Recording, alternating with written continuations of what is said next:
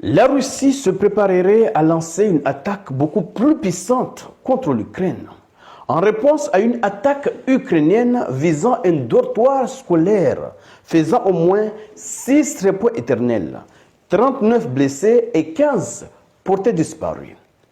Vladimir Poutine aurait lui-même demandé à son ministre de la Défense de présenter un plan de riposte plus approprié face à cette attaque.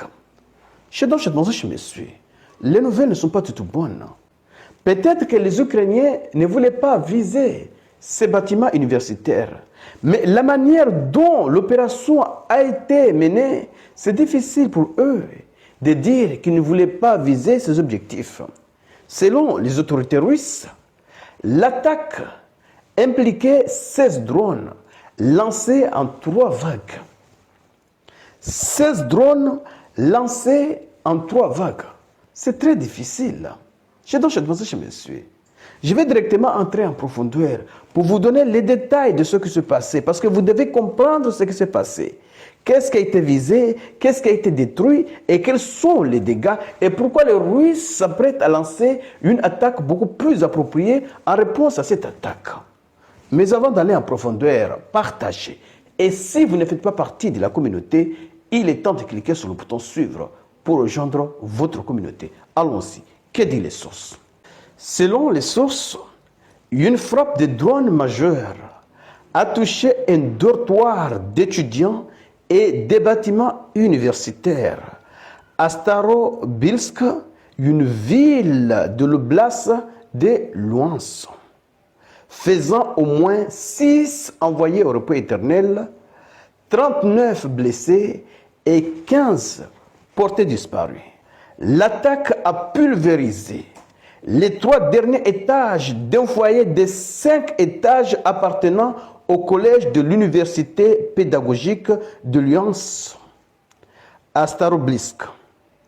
Les victimes, selon les autorités locales et les données partagées par l'UNICEF, 86 adolescents âgés de 14 ans à 18 ans dormaient à l'intérieur du dortoir au moment de la frappe nocturne. 80 enfants ou 80 étudiants de 14 ans à 18 ans. Donc, il n'est plus question de parler d'autre chose que des étudiants. Et Poutine a même souligné qu'il n'y a pas d'installation militaire près du dortoir. Donc, s'il n'y a pas d'installation militaire près du dortoir, qu'est-ce qui s'est passé réellement?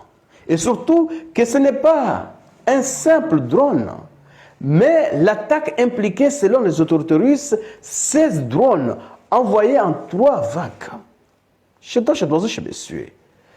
Les Ukrainiens réfutent, oui, les accusations russes et déclarent ceci.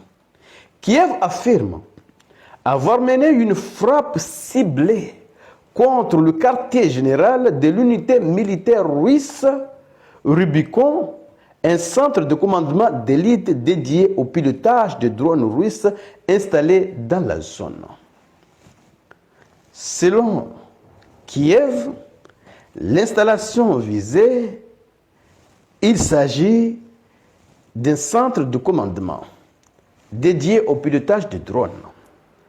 Mais les Russes disent qu'il n'y a même pas une installation militaire à côté de ce dortoir. Mais il y a des choses que tout le monde s'accorde à dire que c'est vrai. Le dortoir a été visé. Ou en tout cas, le dortoir a été attaqué et il y a des victimes. Même si les Ukrainiens voulaient en quelque sorte viser un centre de commandement militaire russe qui se trouve dans cette direction ou à côté de ce dortoir, mais le fait que le dortoir a été attaqué, a été frappé, qu'il y ait des victimes, des portés disparus, des blessés, dont certains se trouvent dans un état très critique selon les autorités russes, et 6 déjà envoyés au repos éternel, cela ne peut pas être une simple affaire. Donc, la Russie se trouve dans l'obligation de porter, de donner une réponse plus appropriée pour montrer que ce genre d'objectif, même si par erreur, ne devrait pas être attaqué. C'est de cela qu'il s'agit. Moi, je ne peux pas dire que les Ukrainiens ont voulu viser et frapper un tel objectif, sachant que viser un tel objectif, cela donnerait à la Russie le droit de viser et de frapper beaucoup plus fort. Non, l'Ukraine n'a pas besoin ou n'avait pas besoin de frapper un tel objectif. Mais l'objectif a été frappé. Qu'il soit intentionnel ou pas, les dégâts ont eu lieu. Les frappes ont eu lieu. Et les enfants, les étudiants sont les victimes de cette attaque.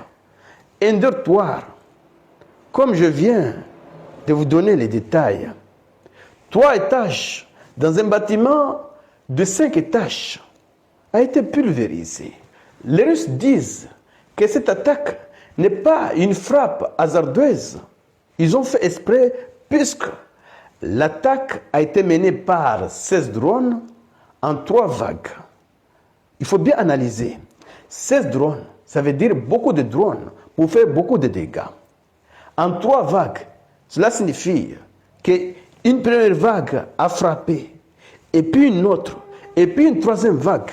Donc, frapper un bâtiment scolaire ou un dortoir avec 16 drones en 3 vagues, même si ces 16 drones n'ont pas visé ou n'ont pas frappé que ce dortoir, cela ne peut pas être une simple affaire. Donc, je pense chez monsieur, la situation va devenir beaucoup plus difficile.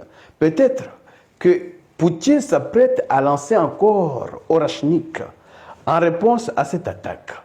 Donc, partagez et surtout, restez connectés pour la suite des événements. Merci.